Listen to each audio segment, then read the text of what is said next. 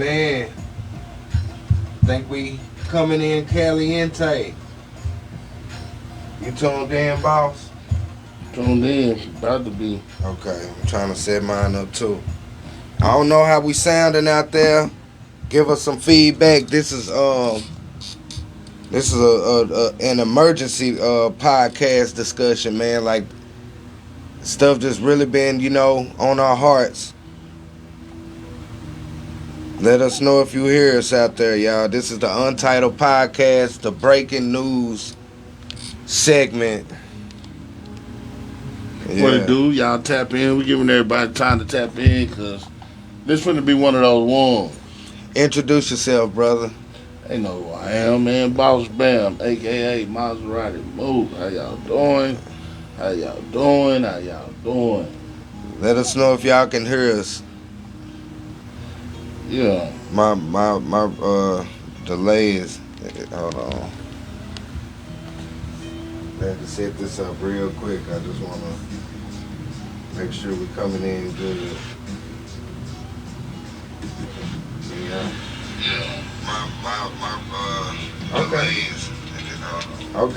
Okay. We're sounding good. Probably need to turn this fan down just a little bit. Nah, I'll put that mug on too. Yeah, man. I want to thank y'all for tuning in to the Untitled Podcast, y'all. This is breaking news. Kind of, sort of. Everybody already heard. Yeah. A lot of people speaking on it, Yeah. And, just giving our thought. Yeah. On the whole matter and the whole subject. Yeah. There's a lot of things that's being talked about, but there's a lot of real important nuggets that are being missed. Mm-hmm. We'll give them about, a couple more minutes to tune in? Give y'all a couple of minutes, man, y'all. Go tag your people. Tag everybody, y'all. Tell everybody to share this content, because this is about to be heavy. It's gonna go down, man.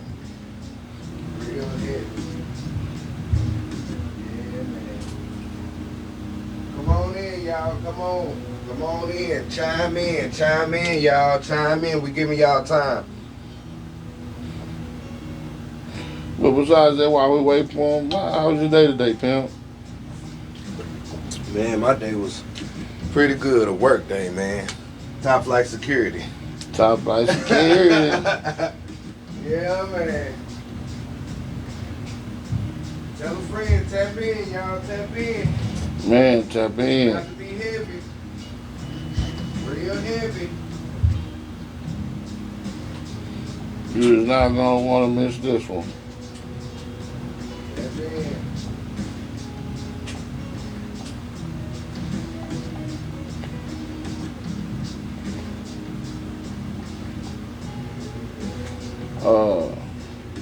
Shout out to Gutter and Blacks.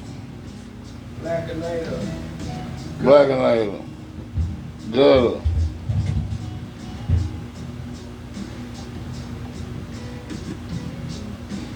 Say this one to be one of them ones.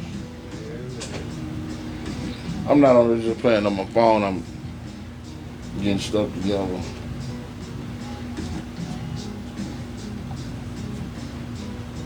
One of these waters on the table yours? Yeah, the one that's on the table. Is it full? It kind of, sort of. Okay. Just making sure. Okay. All right, man. Almost that time. It's almost that time, y'all. Tell everybody to come on and join, man. Tag this, share this. It's about to get heavy, man. A little heavy.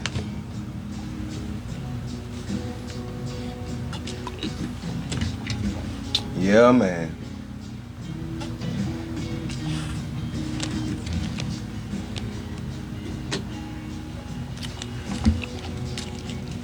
A little iced tea.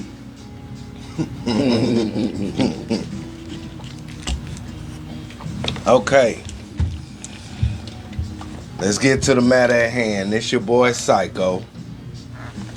This here, man, is been on my heart real heavy. Me and Boss been chopping it up real heavy, man. Just, just having real good, conversation, and it's some key points, just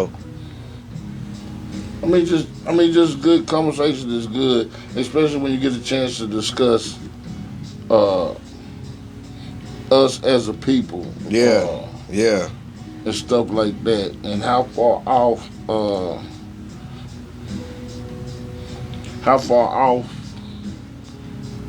we really are. Mm-hmm. And that's scary within itself. Yeah, yeah. So basically what this is I guess you could call it Karmelo Anthony reaction. Okay, this is the reaction podcast of Karmelo Anthony trial, and this not the basketball player. Mm-hmm. I was telling somebody earlier about that, and they had no idea what was going on when I explained it to her. She was thinking I was talking about the basketball player. Yeah, that's why I had to make that clear, because some people just don't know. Yeah, and that's not no fault of their own. It's just some people just out the loop, or they are in other circles. Yeah, you know what I'm saying? Yeah, other circles. Shouting out to Chris Anderson out there, man. DJ Chris in this mug, man. Chris. Yeah, thank you for tuning in. My boy Marlon, blessings to you. You tuned in. Already. Yeah, man. So, Karmelo Anthony. Mm-hmm. Where you want to start? I want to start with. It's all meat. Just what all part meat. What part of the meat you want to start with? Well, let's inform them on the background of the twin brothers.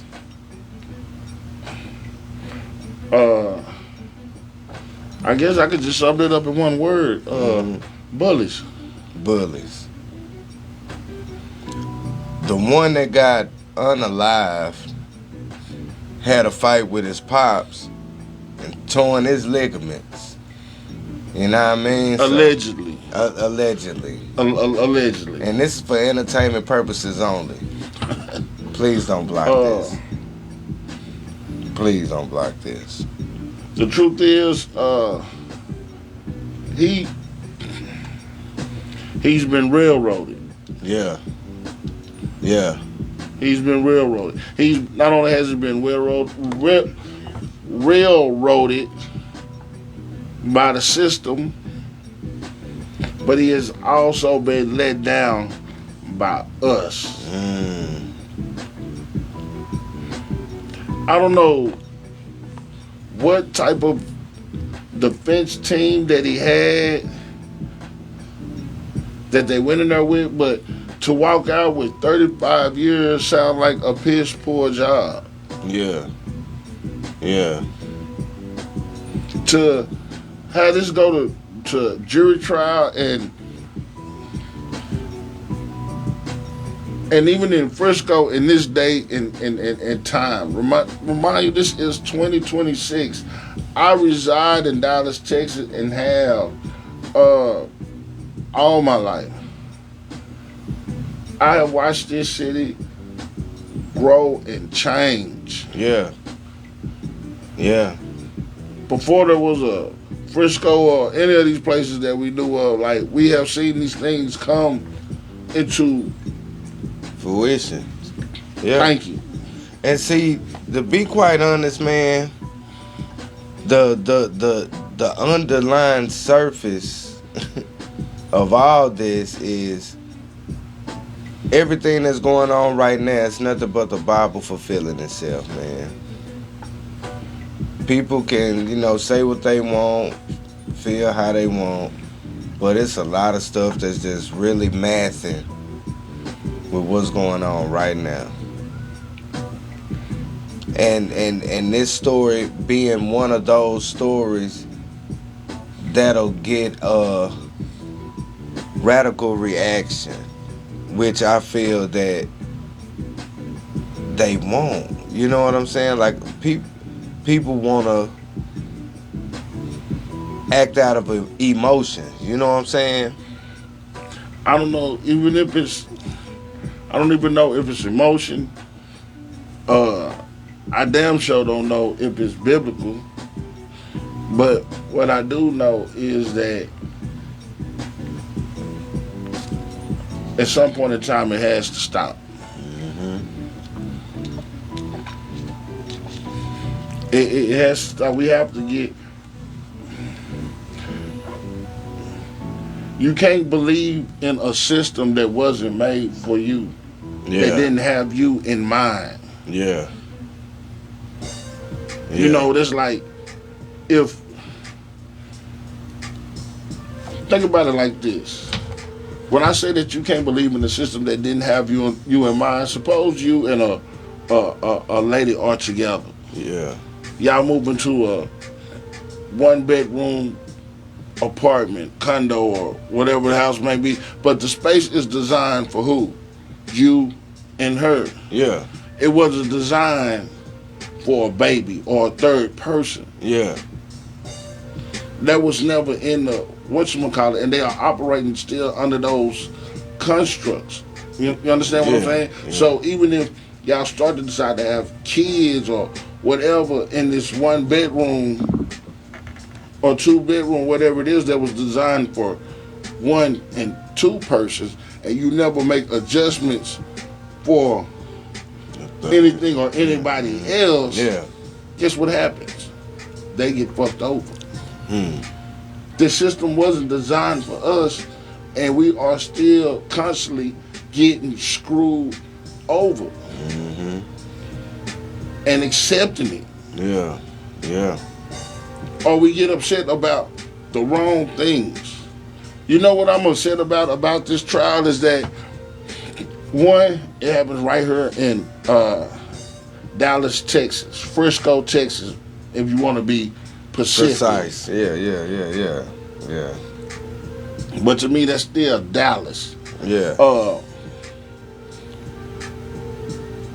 And everybody knew about this case in some form or fashion. And you telling me that none of our prominent black figures that live here or that even live in Frisco didn't get this boy the best defense team that they could probably buy? Yeah. Yeah. Nobody stepped up to help, but everybody is outraged at the end and at the decision, when that's what we have to start doing as a people. How can you hear of an injustice and not act on that in ways that you can? There's no way I will be here being a professional football player, or basketball player, or real estate or whatever, and I have the funds. Do I not have 2 or 3 friends? Hey, let's put $100,000 together and let's go hire this man. The best lawyer. Cause this crazy. And that's not saying to get him off completely free, scot free. You know what I'm saying? Which, if you find him guilty of something, it could be manslaughter or something of a lesser degree, and that still don't require that he has to do time. Let's give him 10 years probation. Yeah. 15 years probation or whatever the case may be, because he's not a bad kid by what we consider bad kids. Yeah. Shoot, did he have a record before this? Didn't have a record before this. Wow. So how can we not, as a people, let's be upset about those things. I don't give 2 rats butt about you showing up in a St. Jude's commercial when it's situations like this that send bigger messages.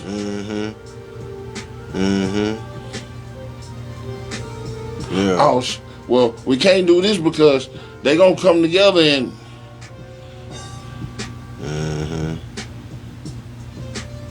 Yeah. I was upset today because the first thing that somebody of another hue said, let's talk about the case, but let's take race out of it. Why we got to take race out of it? Yeah. When everything is based on that. Race, yeah, it's based on murder, greed, and racism. That's what it is. It's not like he was a school shooter. Mm-hmm.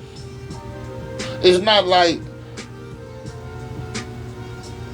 even if it is, I gotta be real, man. I gotta be flat foot. Listen. How do you handle a bully? Shit, hit him between his eyes. How do bullies get handled? Answer that question. When you tell on the bully, does the bullying stop? Let's just be honest. How do you handle bullies? Yeah. And a lot of us, at some point of our time in our lives, we had a bully. Yeah. How did you stop that bullying? Either you got cool with the bully or either you had to fight him. How did you get cool with the bully? By fighting him. Yeah. Getting fed up and punching him in his snot locker. Yeah. By fighting him. Yeah. Whether it was one or whether it was two, it came to a point in time where, dude, I'm fed up.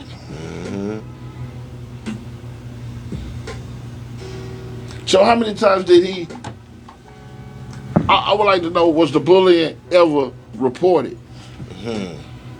That's a good question. And what was done to stop it? Because ain't nobody never said that.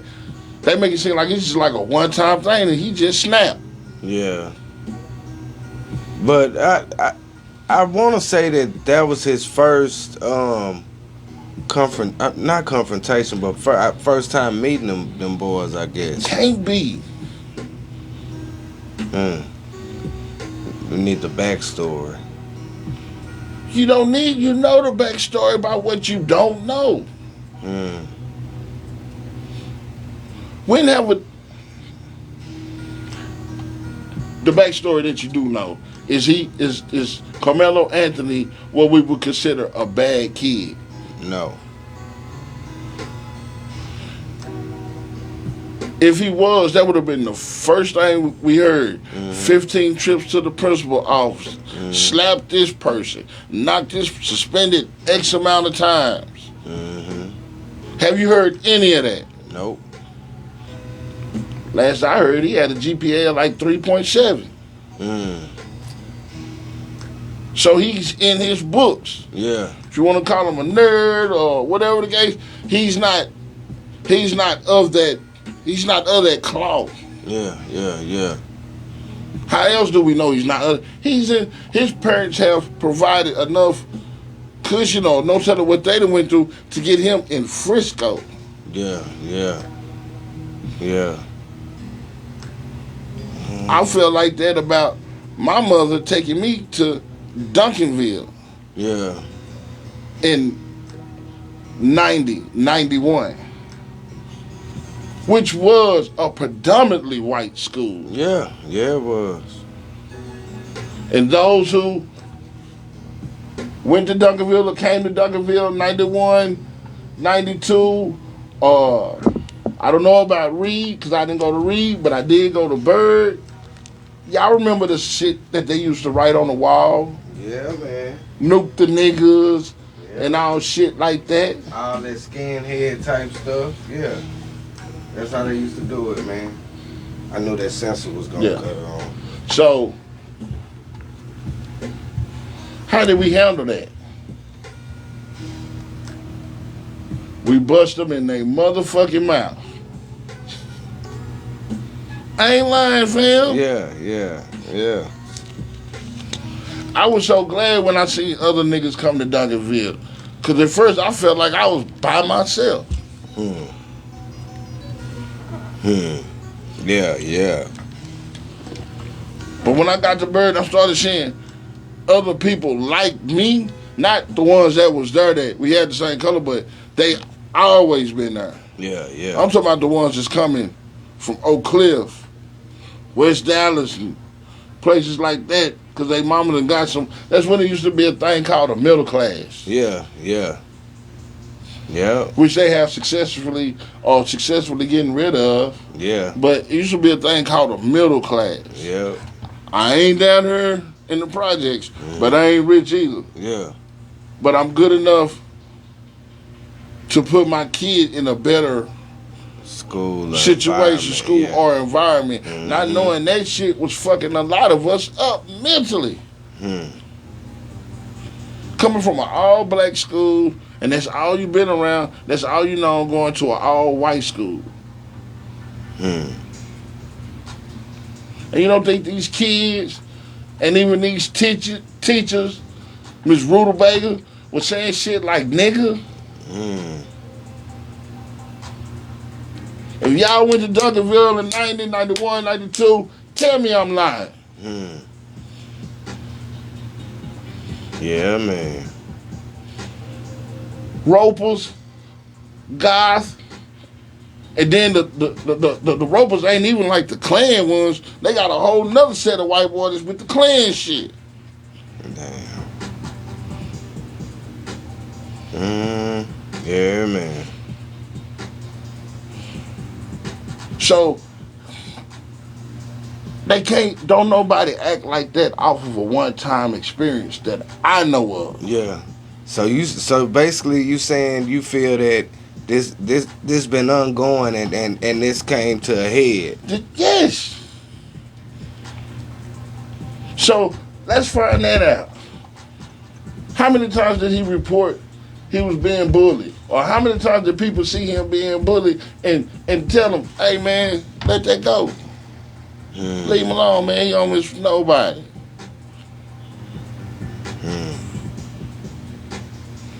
Yeah, man.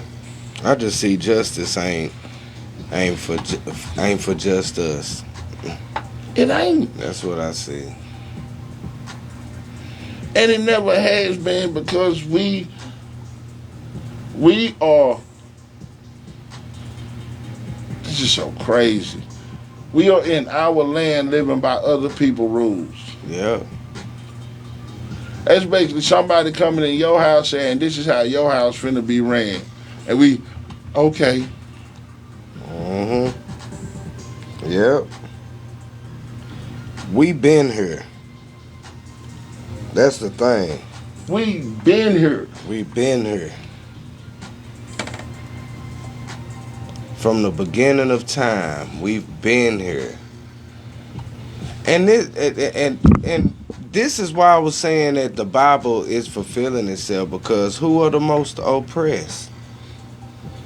You know what I'm saying? Like, bro, everything that, you know what I'm saying?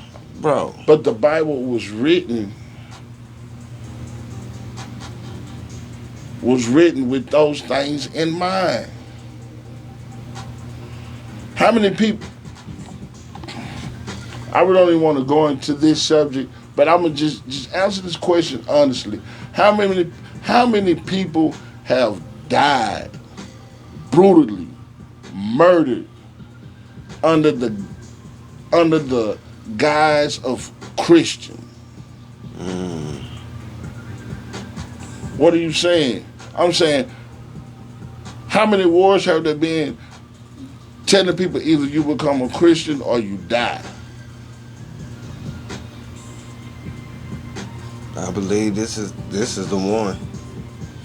How many have there been before then? Even you say, okay, you say we've been here, right? Yeah. And we know that for a fact. Yeah. And when I say we've been here, I don't mean like Africa. I mean like we've been here. Too. Not just everywhere. But we was already here established. Not just no Indians. We was here. We got people that We got people that look like everybody. Am I lying? Nope. Not Black at all. Indians, black Mexicans, or Spanish people, if you want to call it, Yeah. black Asians, Yep. and even some of them sand people get so dark.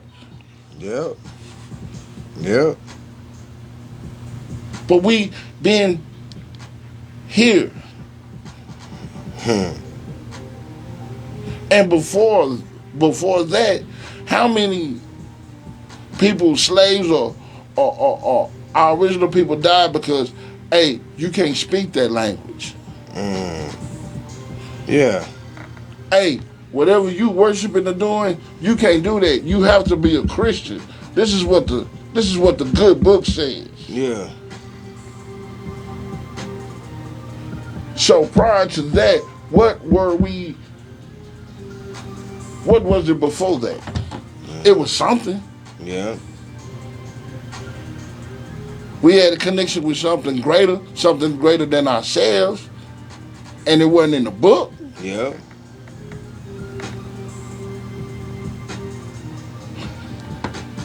But on to the next. It has to come to a point where enough is enough. Yeah, man. I'm tired of seeing it always go down like that, man. It's just, man. Tired of being bullied. The stuff that is making it, that's going on with other scenarios, is making it. And you know what I'm talking about. Man, Yeah, man. I'm just tired of being bullied. Yeah. Because that's basically what it is. Everybody want to be us, but they get to bully us. Yeah, yeah. And we can't say nothing or do nothing about it.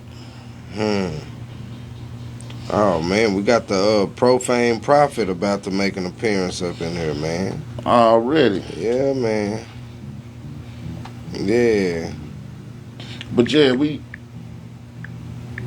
at some point in time, I mean, I shouldn't have to raise my sons or nephews and tell them, hey, the worst thing that you could hear or the one thing. Yeah. Sorry about that. That shouldn't be happening.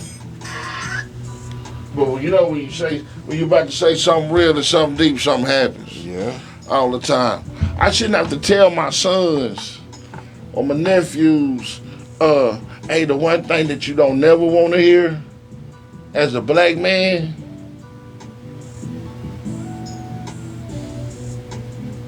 you fit the description. Yep. You fit the description.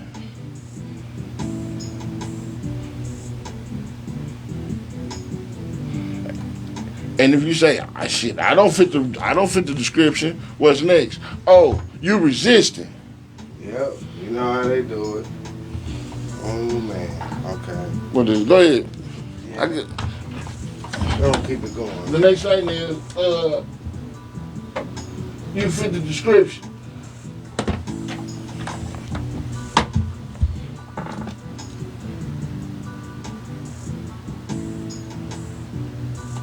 It just, and this shit is sad, and it's depressing on so many different levels.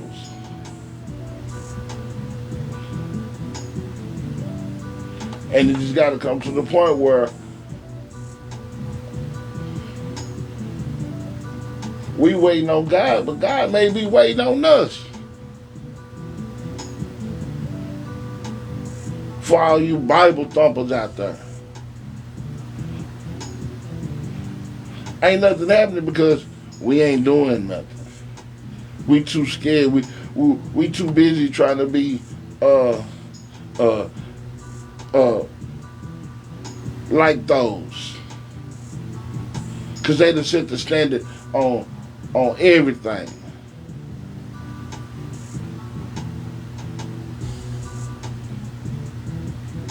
And we want to be accepted. Fuck being accepted.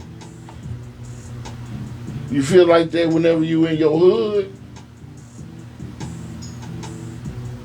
or whoever you hang around. I heard people say that all the time. I don't care who like me or who don't like me. But you care what that white man do. You want that loan for that house. You want that loan for that BMW, that Mercedes Benz.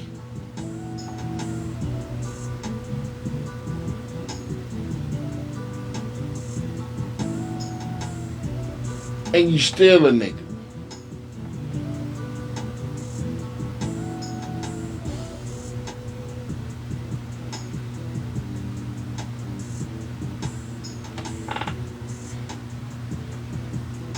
Why we gotta keep playing somebody else's game?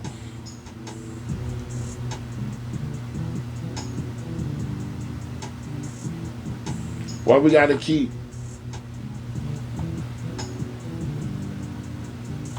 accepting status quo?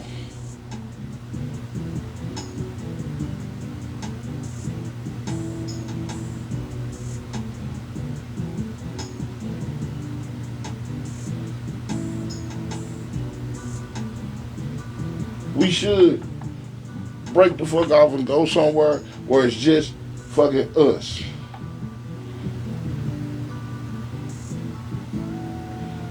They don't want that shit. Every time we do that shit, they come through, bomb the shit, kill everybody.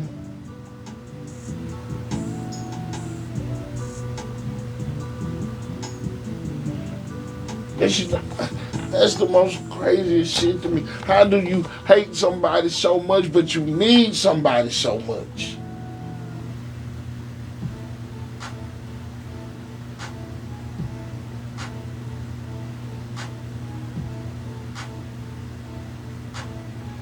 You don't even know who you are, what we are.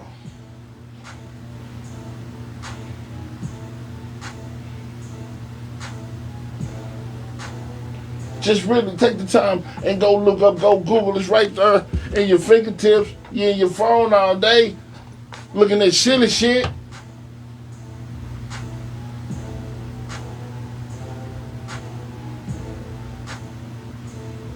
Go look up black inventions.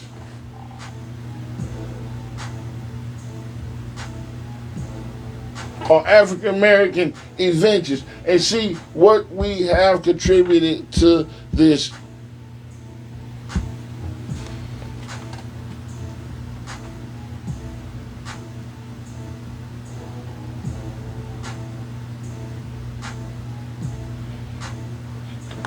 It's there in black and white.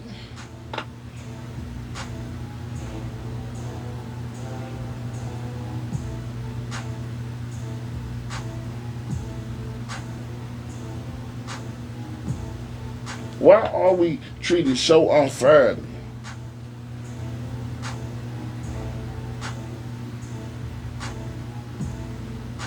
And why have we come to the point where it's, oh, well, that's just the way it is?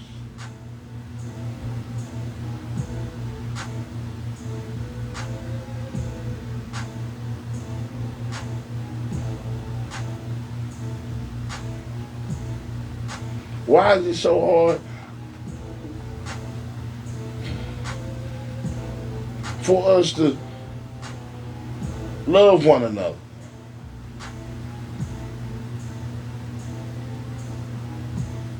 You ain't gotta like me.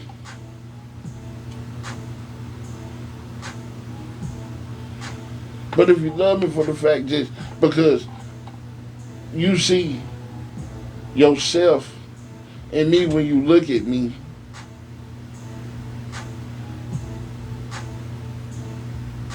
I ain't finna do nothing crossways to you. It's shit that I deal with at my job every day for my own people. For my own people. But you know what? I don't go back and do the What's up? What's up? What's up with you, Doing all right, big boy? man? Yes, Chilling, sir. man. The profane prophet. Blessings. But I don't go back and do the same thing and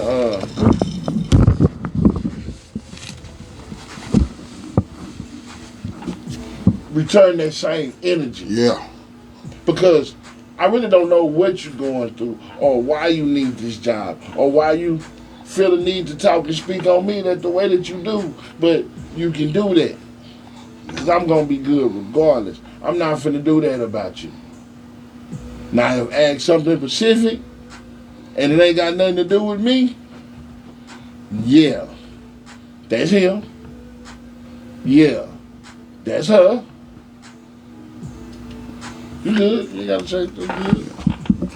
Yeah, man. Yes, sir. Yes, sir. Man, we just speaking on the. I'm trying to slide in, man. Come Hey, on, man. Hey, you know, we can get tight, get right, man. You know, hey, make the space, man. Yeah, we just speaking on Yeah. Karmelo Anthony. Yeah, it's tough, man. We did a little show last night on it, man. But my heart, we supposed to be in here recording today, and my heart ain't in that. My heart ain't in the booth. My heart is in what we're discussing right now, man. Yeah, it's really heartbreaking overall, and then to see how quickly they're moving. You know, I said from the beginning, this is a judicial lynching, bro. You know what I'm saying? Regardless of the right and wrong, whether it should have been manslaughter and whether the force that he applied back was equal force compared to what they came at him with. The way this entire trial has been handled, it's been public, it's been loud, and it's been intentional to make sure that they were able to do exactly what they're doing right now. Yeah. That boy got convicted yesterday afternoon, got sentenced yesterday evening, and is already shipped off to TDC by the day in 24 hours. Okay, so that's uncommon, bro. And that don't happen. I say this also, and I hope it gets down now. Yeah. Every brother that's locked up in TDC, when you see this man, yeah, I think that's automatic. Y'all should protect him at all costs. So bit of hope while we are dealing with. I think that part is automatic. If we know anything about inside, I think that part is automatic. Whether it's the Muslims, whether it's the what I'm saying, the OGs, it's gonna be a little bit of all of them. That's what I'm saying. Yeah. That's what I'm saying. Whether it's the Muslims, the OG, the white, a bunch of them gonna look up to him just because of the way the case is coming down. So they really setting that up overall. Some of them jokers gonna idolize it because of what he did, and even though that ain't right, like you said, and returning the same energy, I don't think he'll have any problem with protection while he's down there unless they isolate him. That's the only way he'd have problems with protection, because other than that, I believe all of them in there are gonna line up to make sure their young brother's all right, man. And y'all need to make sure they don't put him in solitary. Yeah, hey, well that part, man, that system is a beast, brother. Yeah, it is. That system is a beast, man. And we've been playing in the belly of that beast for way too long. And encouraging our kids to too, you know. And that's why I'm telling them right now, enough has to be enough. No, ain't no doubt. And I think the tough part, man, is that multiple things can be true. The truth is, Karmelo Anthony is also, the victim of a culture that wasn't quite raised right like we were. You think about his family running out, to McKinney. And I ain't knocking the suburbs because I done lived in the suburbs before. But one of the things you find out when you move to the suburbs is that ain't home. You know what I'm saying? And I think some of us struggle. I think some of us struggle with that when we get out there and run into that reality and the fact that it ain't safe for our children. Like I was telling him, when my mama moved us from Oak Cliff to Duncanville. Yeah. And I'm talking about 90. No doubt. No doubt. 90, the white flight hadn't occurred yet. Yeah, no. That happened then. That happened then. Yeah. There and DeSoto. Yeah. Folks don't know white flight occurred there before them became them dark town that they are now. It was 5 black kids in the school. Yeah. 2 niggas. Yeah. No, I know what you mean. Listen to what I'm saying. Yeah, some folks might have missed it, but I know what you mean. Yeah. 2 niggas. Yeah. And I was one of them. Yeah. The other one was a dude that was burnt up from head to toe. Yeah. And the teacher made me sit at the table with him. Yeah. But he became my best friend. Yeah. Yeah. No. Alonzo. Tell me if I'm lying if y'all was there. Yeah. Tell me if I'm lying. Nah, it's real. It's real, but it's been real. You know what I'm saying? I think that's the tough part, is that we don't look at the last 40, 50 years. I was sitting talking to old man and watching the game the other day, and we were talking about when they integrated TJ and when they went up there and fighting that battle to change it from, you know, the rebels, the Thomas Jefferson rebels, to the Thomas Jefferson Patriots, and the fact that there were marches, and there are people, many people in North Park who went through this whole thing because they were supposed to go somewhere else. But he talks about all the other things that we don't deal with when we move to these places and what integration has done. Yeah. One of the things that he talked about that still sits on my daddy's mind today, he'll be 70 in August, but it's still on his mind today, is they robbed him for him. In his mindset, integration robbed him of his love of the band, because he went from being in a black band with soul, Doc, to going up there to Thomas Jefferson, where at the time when they first integrated, and there's only a few of us and a bunch of them, he said the first day they got there, they stormed out of the, what's the name, because they was in there singing I Wish I Was in the Land of Dixie, in the, what's the name, in the, when they come together, you're out in the auditorium. Yeah. When all the kids come together in the auditorium for the mix, he say first day they go in, this is what they singing. I wish I was in the land of Dixie. Yeah. When on the first day that the Negroes getting there, that this just happens to be the song that you singing? No, bro. So we've been playing for a long time. That's all I'm saying. It's been hostile, bro. You know what I'm saying? But we moved inside of those hostilities and learned and adapted and grew, but the hostility did never stop. Oh, we adapted real easy. We started putting foot to ass. Because it ain't finna be no niggas. No. You ain't finna be hanging nobody. Or none of that. And if you said it, you're gonna slap the taste out your mouth. It's rough, man, because niggas had an attitude to not stand on that. But we ain't got the foundation our ancestors did, though. So that's why our kids really vulnerable. Tell somebody, if you go back 50 years, NAACP, all the black churches, this kid would have had energy rallied around him from all different areas to make sure that a situation like this, because the community is broken. That's my whole point. We ain't got those foundations. We got the energy to say we're going to fight back, but we don't have none of the foundational unity and institutions. Where are these black pastors at? They out there. They just these mega churches. Well, a bunch of folks are caught up in other things, Doc. These professional athletes. That stay in Frisco. But that's what I'm saying. Back then, if you think about it, this the problem. So we can't project a community mindset onto a suburb existence, and that's what we're trying to do, right? We're asking, You hear what I'm saying? You can't project a community mindset on a suburban. Like, we're spread out now. That is our point, is that now we have Frisco athletes, right? Athletes that live in that idea. So they came here. They're not tied in to the black community on the ground, but neither was Karmelo Anthony and his family. So early on, they even rejected some of the energy around the idea of high-profile people coming out because they're residents in Collin County, Doc. They residents. I read something. They got to deal with the fact that energy is everywhere around them in Collin County, and if they do that, them people gonna be able to attack their hair, come by all this stuff. So they chose not to go with a whole high-profile lawyer, the Lee Merritts and folks that stepped in earlier, because they didn't want it to become about race in a space that they live. Even though it is race, ain't no doubt. Ain't no place but where they live. But when you begin to talk about most black elites, most of our folks that make good money, that get the education and move beyond, and this is most of the world I've been in for the last 30, 40 years inside of the ministry, the pulpit, these are the people that you with, where that's the normal mentality, is to go out to the suburb, is to get away. That's been from the beginning, right? It's that idea, even when you do church planning, they try to send you to emerging suburbs where people are getting ready to move, not necessarily to the neighborhoods, you know what I'm talking about? So that whole mentality of leaving is the one that doesn't allow the idea of a we to fight this thing right now. We don't have a we. Black folks don't have a we anymore. No. We don't have a we, bro. We know. And we in trouble because of it. And don't want it. Yeah.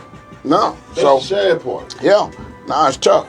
We don't have no community mindset. We gave our communities away. You know what I'm saying? Man, I hope y'all are sharing this, listening. I'm glad you showed up. Because you give a more insightful, a professional sounding point of view. Cause Yeah. I've been nigga fuck that I think we need both though. since I started. So can I tell you the truth? I think we need both though, bro.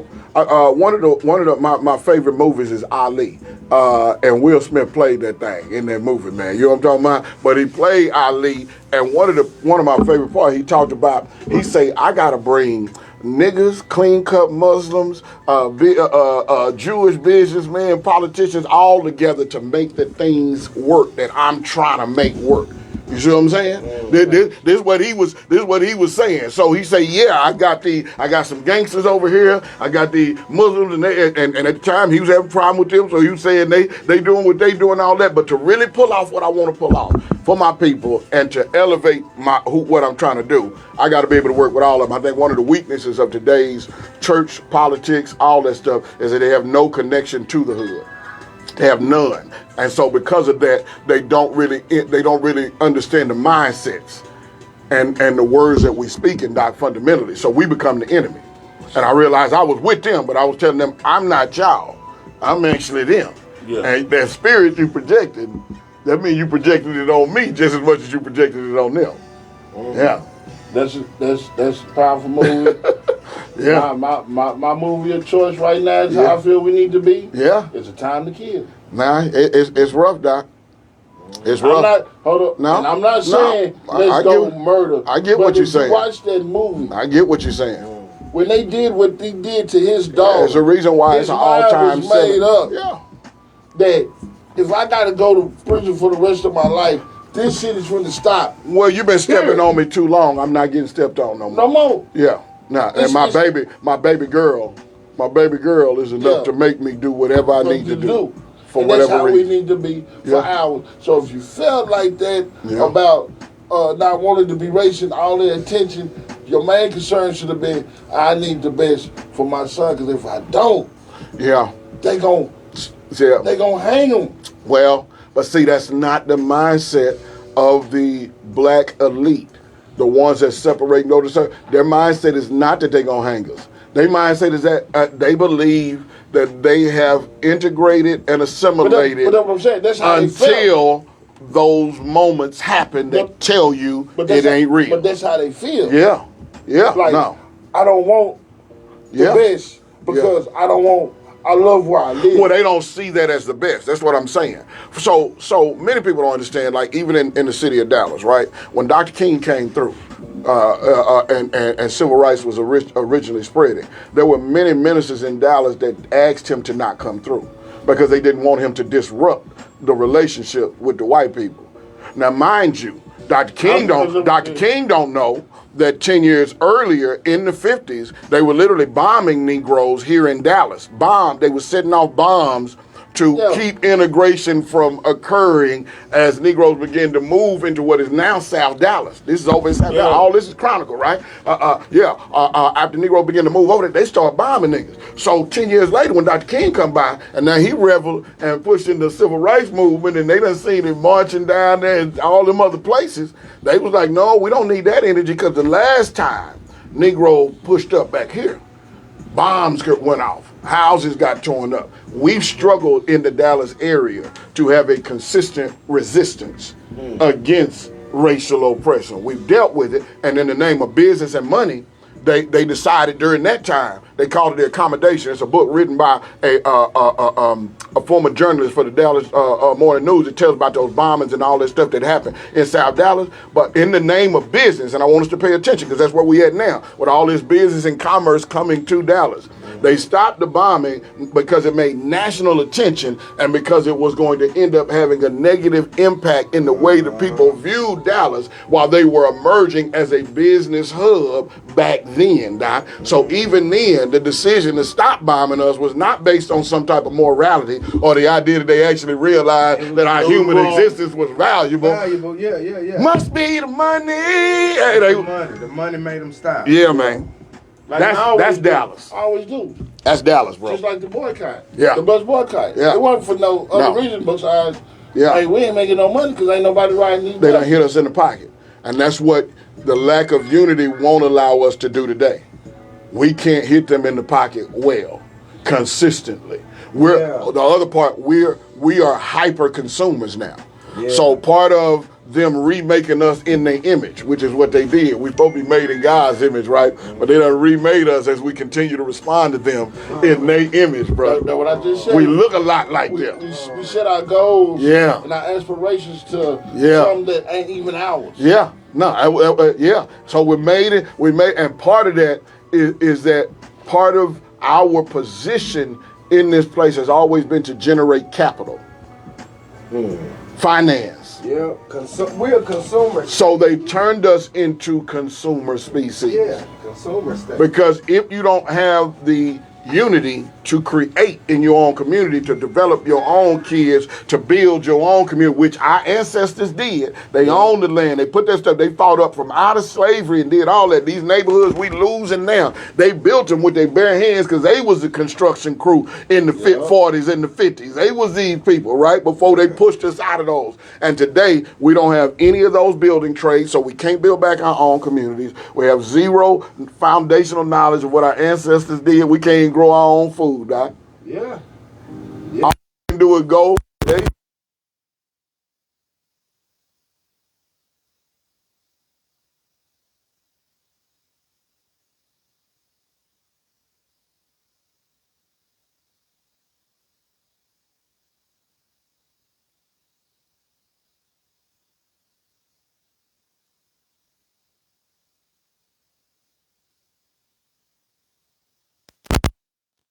It ain't just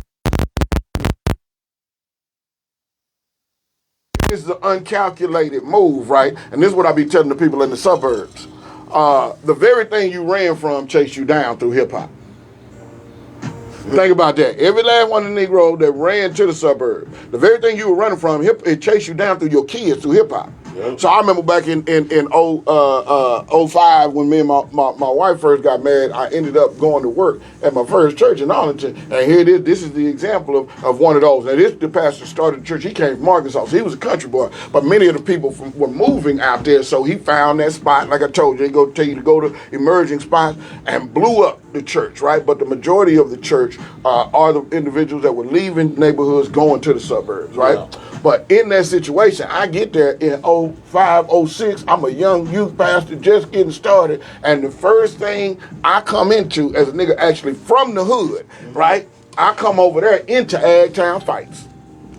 Y'all remember that? Yeah. Y'all remember that? That's 20 years ago now. Yeah. Now I want you to think about the image of this, right? Ag Town fights, that these were suburban kids in the middle of $200,000 and $300,000 houses back then. You know what I'm talking about? Yeah. That mean those houses today worth about $500,000, $600,000. You know what I'm talking about? At least. But 20 years ago, they were in the middle. They were fighting at the McDonald's. They were doing, and the radio was promoting it. They were selling CDs. I want to go back. They were selling CDs of the fights on the radio. So we all been complicit in the nigga shit for a minute. You know what I'm talking about? Hey, this our reality now. But the fact that it had chased them down in the suburbs, and I was telling them 20 years ago that it had chased them down. Now Arlington doesn't look any different than the edges of Fort Worth and Dallas. And there's murders and murder rings that just caught them boys that was out there and all that was from all of that were robbing folks from all around. What's the name? Y'all saw that? What? It was a robbery ring, folks out of Arlington. The youngsters are from it, like on some millions of dollars of stuff that's been stolen. Now 20 years ago, Ag Town Fight showed up. Yeah. 20 years later, you got seasoned criminals pulling off mob type hits.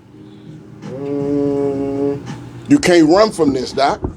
We either gonna heal it, or that cancer gonna keep spreading, Doc. Nah, for real. Yeah, man. McKinney can't protect you. Nothing. Prosper can't protect you. Everything needs to be told the fuck down and redone.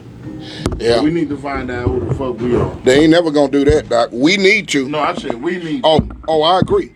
I agree. Start all the way over, bro. Start all the way over. Yeah, no, and admit we went the wrong way. But that's the part that pride ain't gonna let too many people do, Doc.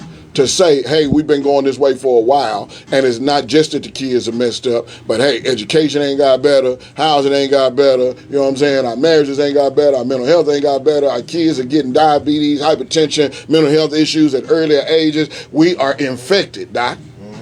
We are infected. So I heard you saying, even before we came up, the idea, I say we need to come out from among them. How do you exist in this space and shape your children as the Bible told you, where you live in this world, but you are not of this world? And see, we done said things like that all our life. You know what I'm talking about? Because we was in the church. But now these things come into play where you begin to understand what he was saying. That when you find yourself in the midst of somebody that does not have your well-being in hand, that don't see you like I see you, that don't see the image of God within you and the beauty of your creation, he said, I need you to move away from those people. Come out from among them. And we scared of coming out. Because we love all this stuff. We love all this stuff, bro. Every last bit of it. We don't like it, we love it. And you know what? Like I always say, man, the Bible has a lot of truths in it. Yeah. I'm not just a believer in it, so don't. Yeah, no. But it has a lot of truths in it. Yeah. And you just hit me with one that I had forgotten about. Yeah. And it believes me, we had this conversation last Saturday. Yeah. And it's funny that he said it. Yeah. We are in this world. Yes, but we're not of it. But we're not of this world. Well, one of the reasons why it's hard to believe the Bible in this space is because it's been shaped by people that was angry and hateful.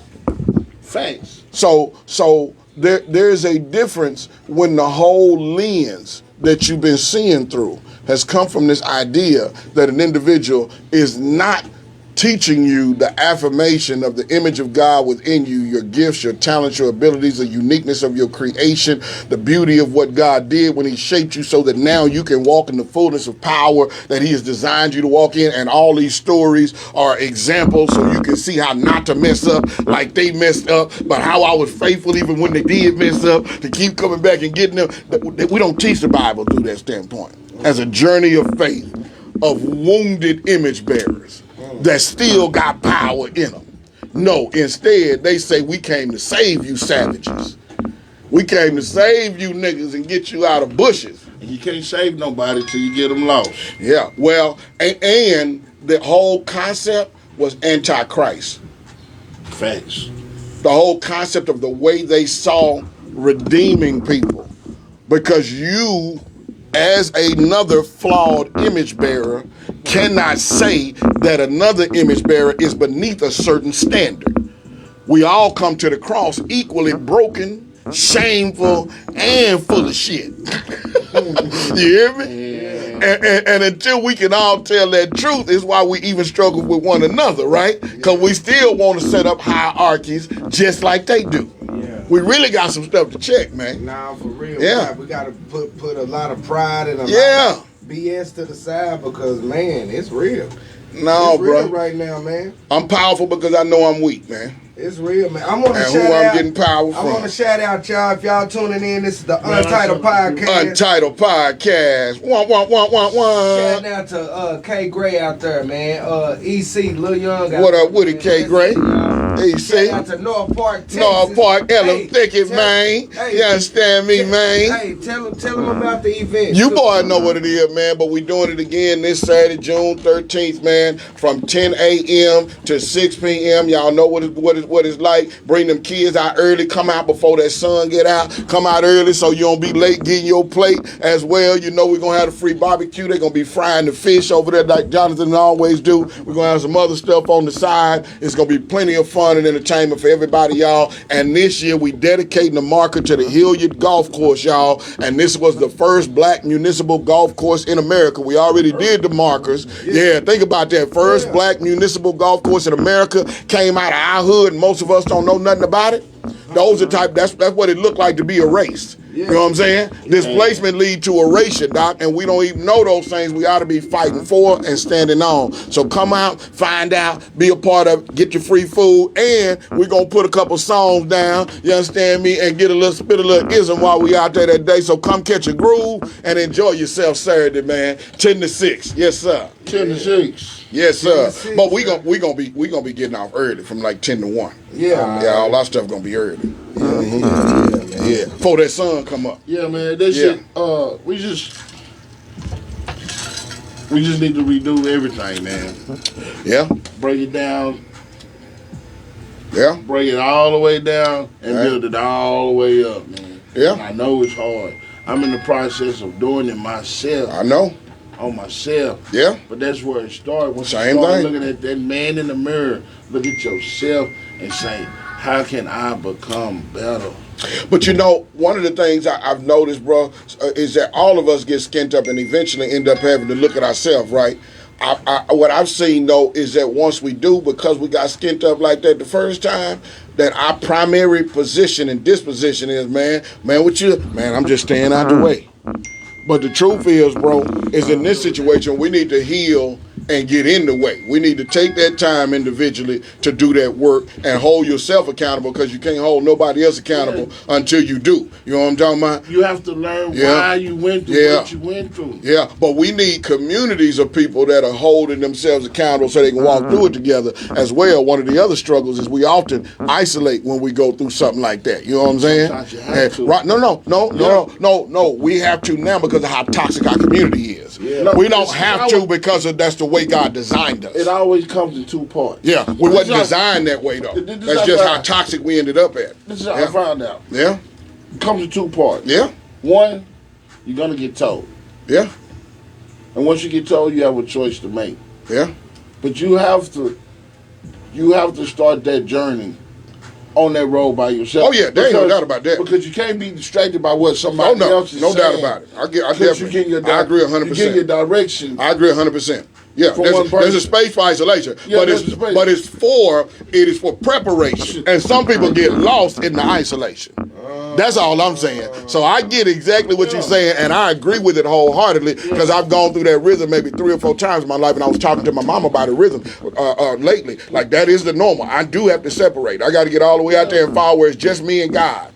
But I've noticed many people in that isolation, they get stuck in the isolation and they miss that isolation was for preparation. So if you look in the Bible, and I'm a Bible man, but I'm going to make it practical. When Moses decided that he finally woke up and realized he had been raised in the king's house, but there was his people out there that was getting beat on and he killed the man, he ended up on the backside of the desert, isolation.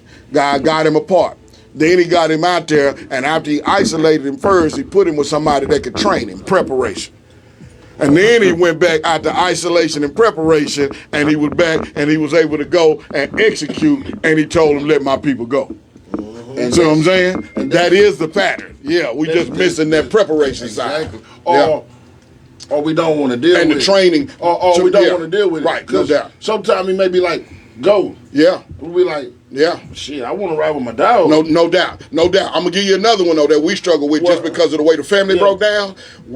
The idea of being mentored by a male and accountability is something that's broken fundamentally in our community. The last person that mentored most of us was our coaches. Can we be real? A male voice we was able to really hear. But the truth is when Moses went out there in that isolating point, he gave him a man that trained him. He said, you holding that weight too heavy. He said, you don't know how to facilitate, how to use your people. He said, I'm going to teach you to delegate, man. He said, I got shepherds and shepherds that work for my shepherds. So his ability to listen during the preparation season after the isolation and the submission season prepared him to learn how to shepherd millions of people on the other side. Now, we see those as allegorical images. Many people do. I do not, though. I do not. I see, you know what I'm saying? We different, though. Yeah, no doubt. But the message is the same. Right. So I see it through the lens of the story, but I see it as God's manifestation of the power in mankind to change as well. That these are not just allegories. He's showing you great stories of transformation and change, because often the very thing we struggle with is that. How do you shift and move? You have have to Right. You have to catch it. Yeah. You got to be ready for it. No doubt. No A doubt. lot of people may ask, Yeah. I'm tired of going through this. No doubt. No doubt. And But they ain't ready. They ain't ready for the isolation. They ain't ready for the preparation, right? You got to go through the pain. You got to go through the pain to actually get through it. Ain't no other way. Ain't no other way, Doc. Ain't no other way. Yeah. They called it a crucible. They called it a crucible in the wilderness, Doc. Yeah. That what that thing was called. Bro. Yeah. Yeah. One day, I was in Ferguson, laying in my bunk. Yeah. I'm fucked up. Yeah. You know one of them days. Well, have you? I've definitely. Okay. I only for 6 months. All my family got long beards, but that 6 months was longer than enough for me, my nigga. Yeah. To never want to go back. Yeah. So no, I wish it was like that, but Yeah. I'm done. I'm in my bunk. I'm fucked up, Yeah. and it's at those moments when you get those epiphanies. Yeah. Ain't no doubt. Yeah. Not only do you have to ask the right questions. Yeah. And I'm sitting there laying in my bunk, and I said to myself, "How in the fuck did I get?" That's here? the question. That's actually the greatest question of all. Hold Yeah. on. Let me break it down. No, I want you to. Let me break it down. I knew how I got to the penitentiary. No, there's no doubt. But how did I get Yes. Here. here? Yes. And Yeah. Yeah. So I love that you brought that up, because in my mentoring, that's the first question that I have boys and men ask themselves. And I use the analogy, when we used to have malls, they done tore them all down. Now they turning them into sports facilities, right? Yeah, all that, right? But when we used to have malls, one of the first places you go in when you get to the mall, you get in there, you see that little thing, and it would say, "You are here," right? Ain't that what it would do? Yeah. It would tell you, right? And so it gave you all of the other destinations around. It had a map that was fully connection, but the first place you needed to know before you could navigate in the map and get to where you wanted to go is, where are you right now? How did you get here? Orientation is one of the hugest questions that we have to ask, and our people are scared to ask those questions. So even in the sense of our neighborhoods, communities, or the troubles we came through, families, how we got here is the biggest question we can ask, bro. And when I asked that question, Yeah. it was more than like a light bulb. It's like a book was open. Yeah. And it says, we're going to start Yeah, page 1. here. God, because you finally asked the one that matter. You remember this? Yeah. You remember this? Yeah, but see, Okay, them, let's go to the next them one. origins, that's creative stuff. Look, you see this? Who gives you that memory and recall? Yeah. Who gives you that ability to tap back in and connect dots? Yeah. You know what I'm talking about? Hey, Yeah. I don't care what religion you are, there is a creator that is larger than all of us, that designed us divinely, Doc. And when I begin to ask, how did I get here? I am asking eternal existential questions that are bigger than just me. Yeah. Yeah. They bigger than just me. Because if you ask that question, you're going to find out about more than you. You're going to find out. Yeah. And the question is, when you find out Yeah. that it's you, Yeah. Yeah. you better be ready. Because when I answer it, and like I said, it's just like chapter by chapter, break down piece by piece. Yeah. Hey, you remember this chick? Yeah. Hey, you remember this dude? Uh-huh. Hey, you remember your response? Hey, you remember how you did? Yeah. You remember this night? How you got into it? Hey, you remember this? Who got you out of it? Yeah, all of it. You remember all this? Yeah. Now, what you got to do is ask yourself, what's the comment with all that shit? Yeah. No. Damn. That's me. Yeah. But that's also when reflection reminds you that every loss is a lesson. Man. And so when I look back over that, so here's the beautiful part, and this is why can't nobody tell me about him, because he gave me something that most people struggle with, and I realized today that it really became my superpower. When he said, "I give you daily grace and mercy." Amen. I'm gonna repeat that again, because there's a lot of folks that miss that boat. Why would he give you daily grace and mercy if you didn't need daily grace and mercy? And yet we live in a world where the majority of the people out here are stressed the hell out, Doc. because they will not appropriate the daily grace and mercy that has already been given to them. And because they won't give it to themselves, they can't give it to nobody else. And so you run around pent up and got your power locked on the inside, all because you can't appropriate your forgiveness and because you can't appropriate your grace, and you don't know how to walk with this ism I'm walking with. So you hate on my authority, all because I know I'm forgiven and been walking like it since the beginning. When I am weak, he is strong, Doc. That's a power. That's source, Doc. Connection to source is everything. That's the source. That's knowing and finding out really who you are. Yeah. No. What you was made. Yes, purpose. Purpose, Doc. It's the only place you can get it from. And then the cool thing about that is once you find out, it ain't no turning back. Yeah, no. You can't. No. You can't go back in the shell once you come out. Yeah. No, for sure. Yeah.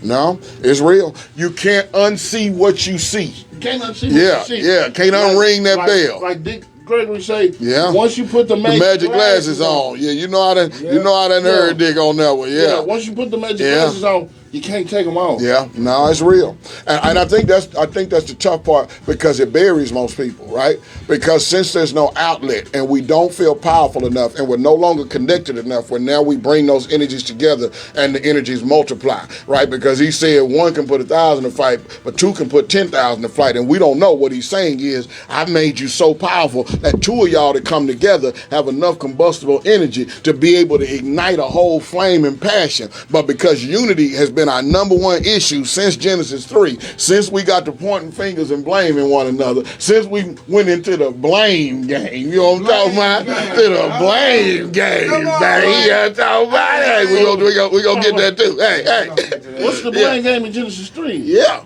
No, the fall. Adam and Eve. Lord, it was that woman you gave me.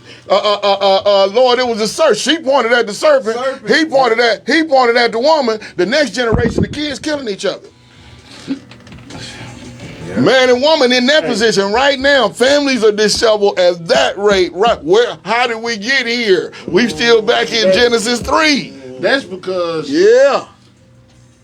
we believe in shit like that too. Yeah. Well, so hear me and hear me well. There's no doubt. But I think that not that we believe in it, but that we believe in it through the lenses that it's been sold. Because in that story, the lens that's been sold for years has been the failure of the woman. And the truth of the matter is the failure of the woman is not what's highlighted in that scene. The failure of the man, for me, is highlighted in that scene because he let a serpent whisper in his woman's ear. You see what I'm saying? The brokenness of the family happened because the man wasn't on his duty and allowed somebody else to whisper in his woman's ear and became a controlling thought in that ear. He didn't just let her whisper, but now instead of her hearing the message that had been aligned through him, from God, through him and to her, she repeated something different because she had somebody different whispering in her ear. That's the story of every relationship right now. But why that stuff happened or not? Okay, but this is the issue that I had. Yeah, go ahead. What she was told, was it wrong? Who? So it depends, and this is our fatal dilemma. So right? No, is it wrong in the sense is the information that he gave her wrong? No. Was it wrong in the sense that God says, I never intended for you to operate as a fleshly being, but as a spirit being? And as a spirit being that simply indwells in a body, there were different rules to make sure that your spirit stayed alive. If you want your flesh to come alive, no, nothing he said is wrong. Everything he said is real. Knowledge of good and evil is a pursuit that man has chased forever. But in all that knowledge, now this gets me back to the 50-year question. And we progressed in knowledge. And how many people went to college? We progressed in advancement and money and all that stuff. This knowledge good or evil. He said you wanted that other thing, right? You progressed, and it killed your babies. So short term, no, you shall not surely die. You're going to look like you advance and you're going to end up in the suburbs. You're going to move to all these places. I'm in the book right now, my nigga. You hear me? But long term, it's going to kill your children because the next generation, they're going to be killing themselves. Everything we talking about is in that text. I just gave you the 50,000 square foot view of Genesis 3. and a 50-year period of Black America that lived it out in real time. Yeah, real time. We are the byproduct of choosing to hear another voice other than the voice of God. And that voice of white supremacy became so heavy that our life became a response to it continually for the last 50 years. Yeah. And we learned to point fingers instead of come together. And the next generation, our children, are now murdering one another at enormous rates. Tell me it ain't the book. Go ahead. I'm my rant. That's why. That's why we have to begin to separate. Yeah, I agree. Yeah. Facts. Yes. No, I agree. I agree, Doc. What's allegory and what's real. Yeah. Yeah. No. But because yeah. Even in that, I don't understand why somebody wouldn't want you to know the difference between good and evil. Because it's not that he doesn't want you to know. He wants you to get revelation from him instead of seeking it. See that? I want you to go back and think about this. And so I'm going to give you something. I'm going to give you something. I'm going to give you something. Okay, go ahead. Okay. I agree with you. You ain't got to go too deep. Okay. You ain't got to go too deep. Okay. I'm dropping on it. Yeah. And this is what I tell everybody. Yeah. It's already written in our DNA. Yeah, that's right. It's pre-coded. Yes. Everything that he has done, or the creator, we're connected to creation. Or creators, right. Creation, have done. Yeah. It's already. He said, "Let us make man in our own image." Us. He is multiple, Doc. He is multiple already. Father, Son, and Holy Ghost is our representation of how we understand him. But it's the same way when you look at yourself. You are mind, body, and spirit, right? But you are one. Right? Your mind, body, and spirit, but you one, right? Us. All of those are together, right? If you were to say, let us make, you would be saying my mind, my body, and my soul are all coming together, and us are finna make something, right? Yeah. See, we complicate this thing too much because we be so busy fighting white folk instead of just thinking about this from a supernatural standpoint. Yeah, we came multiple. We are us. That's why I say, and I do believe it's not just a plural one guy. Yeah. Yeah, well, I think it could be even different levels. So I think that there 100% there is a divine creator who understands perfection at a level that we can't even fathom. He placed us as this tiny little ball out in the middle of the universe, Dot, just far enough away from the sun to not burn, just close enough to the sun to not freeze, because those other planets that are all lined up show us exactly what would happen if we were not placed in this exact spot. He put that little bitty dot in the middle of the universe, and then he set it spinning on a course with all these other stars. And our ancestors 50,000 years ago were predicting stuff, Dot, that we just now got telescopes to see. In the 21st century, they were able to tell you about a Sirius star 50,000 years ago in Mali. We see it now. Divine connection, creation, all of these things are much larger than what we've been able to perceive because we live in a world of concrete and airwaves, And so most of us have very short frequencies when the truth is that he said the revelation of who I am is in my creation. And most of us haven't slowed down long enough because they were trying to get to that one tree. He said, I gave you the whole garden, and it's nourishment here. It's beautiful here. There's plentiful here. You got plenty of jobs to do. You got stuff. Observe me. He said, I want you to learn to be a sower. I want you to stand. I want you to observe so you can be in awe because I created perfection. And it's going to take you years to see it because you don't even see the lunar cycle and the fact that it's in that 360-degree infinity cycle unless you don't see. Have you ever seen that thing in the sky?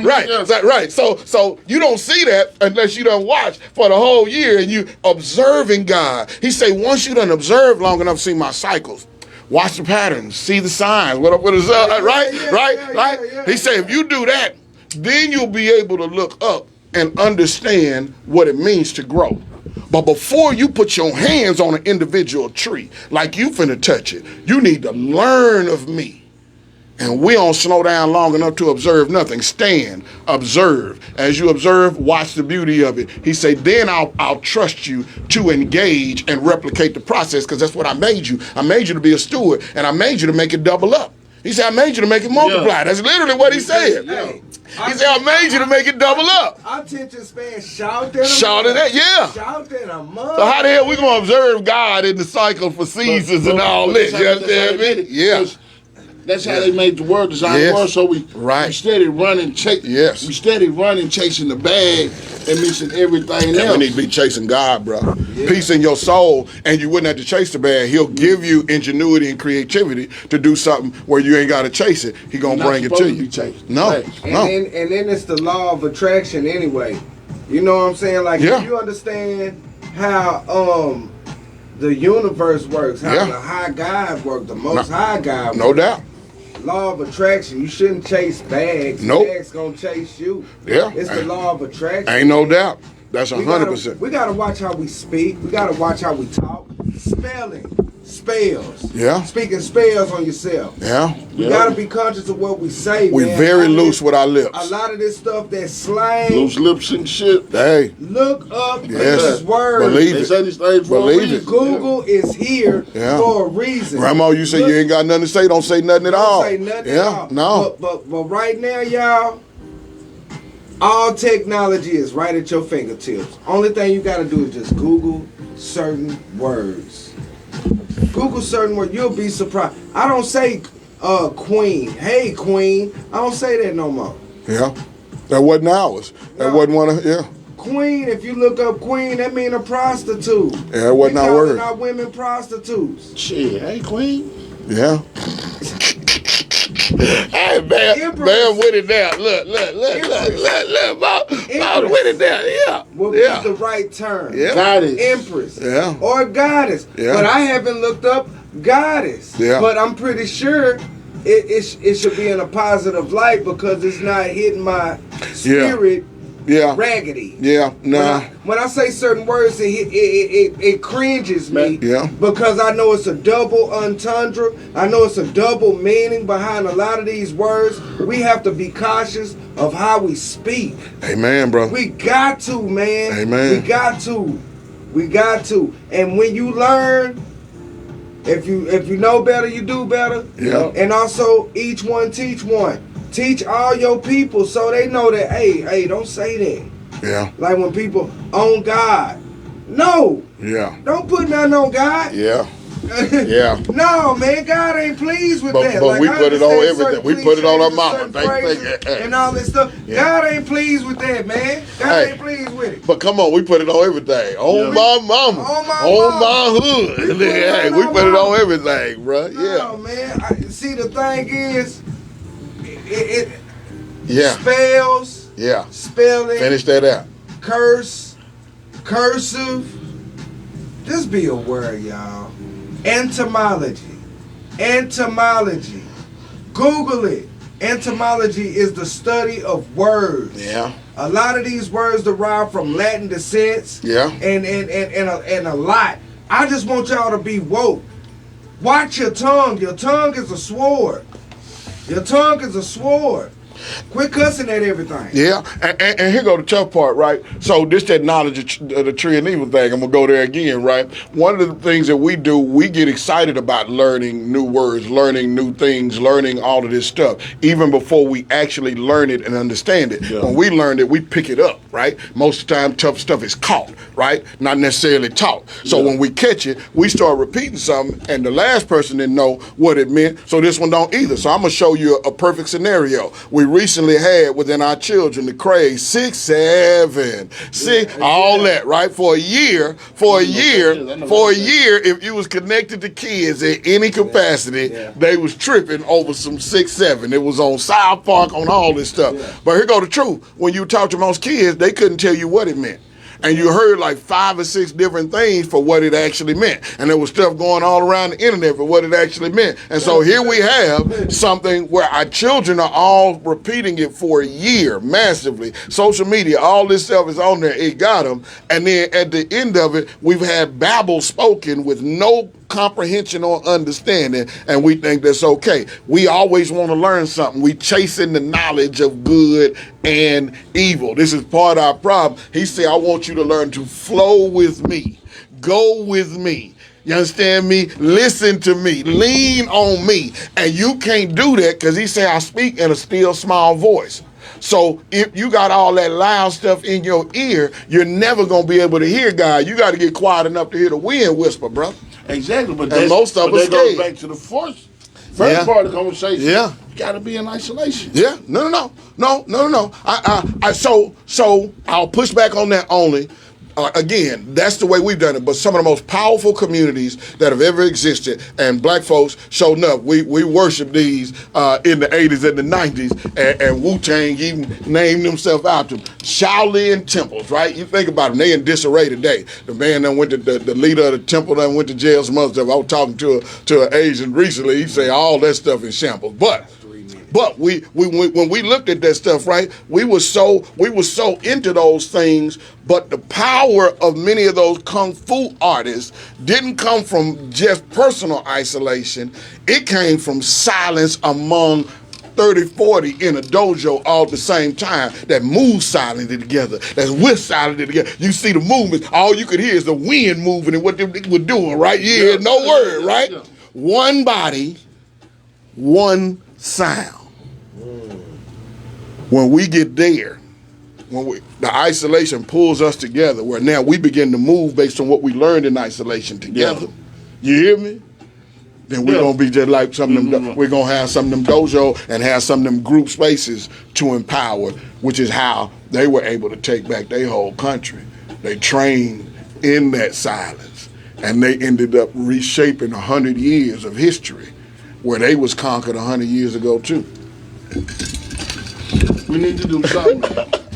For real. Yeah. We need to do something. Yeah, man. This conversation has been great. Yeah, brother. Better than I thought it was. And I actually feel a lot better getting it off my chest. Yeah. But, man, we need to be ashamed of ourselves. And let's say we got away from Karmelo, but we didn't. Because we were talking about a lot of underneath issues that keep us from coming together so we can really stand for babies like Karmelo and many others. Many others that are coming. We got to do better, man. Yeah. And I can say that because I done been the fuck up and been part of the fuck up. Yeah. But when you realize that you can't be like that, like that ain't it. Like, that ain't it. That hood shit ain't it. You know what I'm saying? Do you hear me? I really can't even explain it, man. It's a shift. It's coming. I'm in the middle of my own journey right now. It's a shift. We gotta do better, man. We gotta do better, y'all. This is the end of the Untitled podcast, y'all. Yeah, man. Hey, man, I want to thank the Profane Prophet for coming through, man. Blessings to you. All Boss love, fam, man. thank you for coming through, man. Yes, sir. Shouting out to Gutter, shouting out to Blackinator. Blessings to y'all, man. Shoot, we gonna chop it up. We gonna have a Untitled podcast reunion, man, where we chop it up. You know what I'm saying? I'm pretty sure something else gonna happen. Yeah, you know it. It's coming. It's gonna be a hot summer, brother. That is crazy. Get ready. Hot summer. Blessings to y'all.